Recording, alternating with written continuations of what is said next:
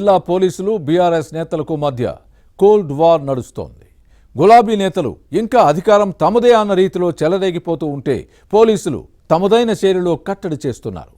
గులాబీ నేతలు pink book పేరిట బెదిరిస్తుంటే కాకీలు కేసులతో సమాధానం చెబుతున్నారు. బీఆర్ఎస్ జిల్లా అధ్యక్షుడు మాజీ ఎమ్మెల్యే ఇటీవల పోలీసు అధికారులకు వార్నింగ్ ఇవ్వడం, దానికి ధీటుగా పోలీసులు స్పందించడంతో రాజకీయం వేడెక్కింది. ఇంతకీ ఏ జిల్లాలో ఇదంతా జరుగుతోంది? బీఆర్ఎస్ నేతలు పోలీసులకు మధ్య రగులుతున్న వివాదమేంటి? జరుగుతున్న గొడవేంటి? వాటి పరిణామాలు, పర్యవసానాలు ఎలా ఉన్నాయి? పోలీసులతో పెట్టుకుంటే ఎవరికైనా అంతే.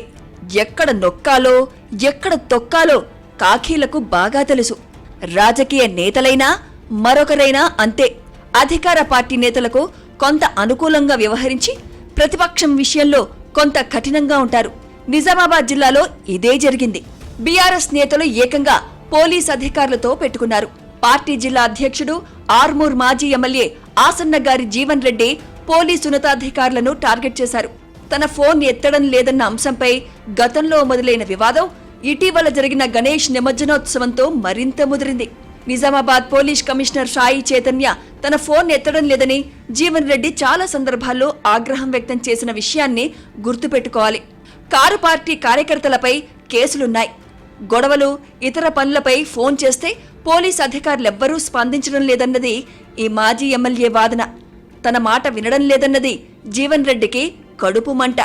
దీంతో నేత తన సహజ ధోరణిలో సోషల్ మీడియా వేదికగా పోలీస్ అధికారులకు వార్నింగ్ ఇవ్వడం వివాదాస్పదమైంది.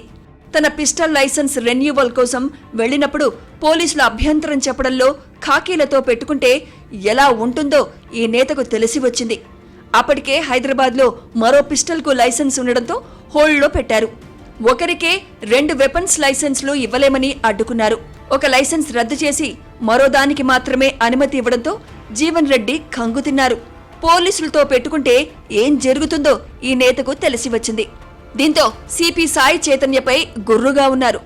అప్పట్నుంచి బీఆర్ఎస్ నేతలకు పోలీసులకు మధ్య కోల్డ్ వార్ మొదలైంది. ఇటీవల జరిగిన గణేష్ నిమజ్జనం శోభాయాత్ర పరిణామాలు వీరి మధ్య మరింత దుమారం రేపాయి. ఆర్మూర్లో జరిగిన ఊరేగింపులో ఓ యువకుడు ఏకంగా మాజీ ప్రధాని జవహర్ లాల్ నెహ్రూ విగ్రహంపై కూర్చొని డాన్స్ చేయడంతో పోలీసులు కఠినంగా వ్యవహరించారు. విషయం తెలుసుకున్న పోలీస్ కమిషనర్ సాయి చైతన్య విచారణ తర్వాత యువకుడిని అరెస్ట్ చేయడం రచ్చకు దారితీసింది. దీంతో బీఆర్ఎస్ నేతలు పోలీసులను టార్గెట్ చేశారు. పోలీస్ శాఖ కాంగ్రెస్ కు అనుబంధ విభాగంగా మారిందని, నిజామాబాద్ సిపి హస్తం పార్టీ నేతల కనుసన్నుల్లో పనిచేస్తున్నారని జీవన్ రెడ్డి సోషల్ మీడియాలో పెట్టిన పోస్టులు రచ్చకు కారణమయ్యాయి. బట్ట కాల్చి పోలీసులు మొహం మీద వేయకపోతే లాభం లేదనుకున్నారు బీఆర్ఎస్ నేతలు.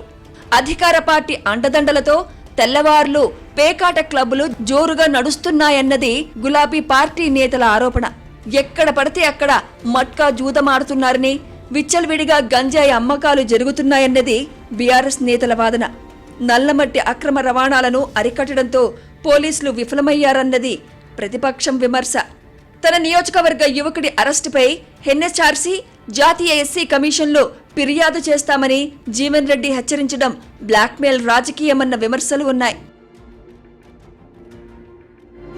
అయితే ఈసారి గణేష్ ఉత్సవాలను Nizamabad police commissioner Sai Chaitanya challenge గా తీసుకుని ఎలాంటి అవాంఛనీయ ఘటనలకు తావు లేకుండా చేశారు.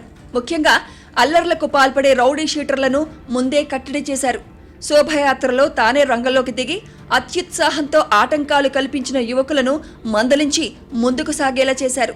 కానీ ఆర్మూర్లో ఓ యువకుడు నెహ్రూ విగ్రహంపై కూర్చోవడంపై సిపి కఠినంగా వ్యవహరించడం రాజకీయ రచ్చకు దారితీసింది. 7 నెలల క్రితమే వచ్చిన కమిషనర్ సాయి చైతన్యను బీఆర్ఎస్ టార్గెట్ చేయడంపై జిల్లా పోలీస్ అసోసియేషన్ ఘాటుగానే స్పందించింది. జీవన్ రెడ్డి తన పరిధి దాటి మాట్లాడవద్దని సంఘం కాస్త ఘాటుగా వార్నింగ్ ఇవ్వడంతో ఈ నేతలకు ఇజ్జత్ పోయినంత పనైంది. పోలీస్ అధికారులను బెదిరించడం, రాజకీయ లబ్ధి కోసం ఆరోపణలు చేయడం మానుకోవాలని సూచించడంతో కారు పార్టీ నేతలకు మైండ్ బ్లాంక్ అయింది. ఇదే విధంగా వ్యవహరిస్తే చట్టపరంగా చర్యలు తీసుకుంటామని హెచ్చరించడంతో బీఆర్ఎస్ నేతలు పోలీసుల మధ్య వివాదం మరింత ముదిరినట్లయింది. గులాబీ పార్టీ లీడర్ల దూకుడు ఎలాంటి పరిణామాలకు దారితీస్తుందో వేచి చూడాలి మరి.